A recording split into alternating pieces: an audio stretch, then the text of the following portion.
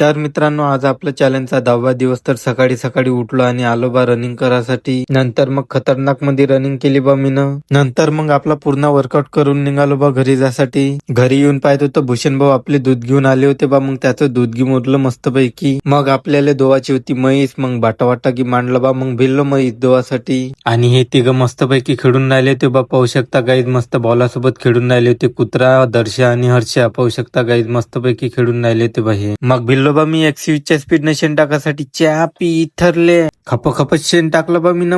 मग जायचं होतं बा आम्हाला कारंजाले. मग तयारी केली मस्त पैकी. मग निघालो बा आम्ही कारंजाले जायसाठी. आपल्याला यायचं होतं बा तूप विकासाठी. तर घेतलं बा मग तूप. मग निघालो बा आम्ही. तर हे आहे तूप घेणारे. तर यांच्याकडे तूप घी दिलं बा मस्त पैकी. मग मोजून राहिले होते बा ते. आणि हे डुकर बा हसून राहिले होते बा. कोण हसून राहिले होते तर काय जण चहा पीत. तर येले पैसा वैसा की दिसला का तर काय जण बा. नंतर करायचा होता आम्हाला नाश्ता. मग निघालो बा नाश्ता करायसाठी आम्ही. मग आम्ही ना तिघासाठी मस्तपैकी नाश्ता की घेतला बा. नाश्ता की झाला आमचा खाऊन. मग निघालो बा आम्ही घरी जासाठी.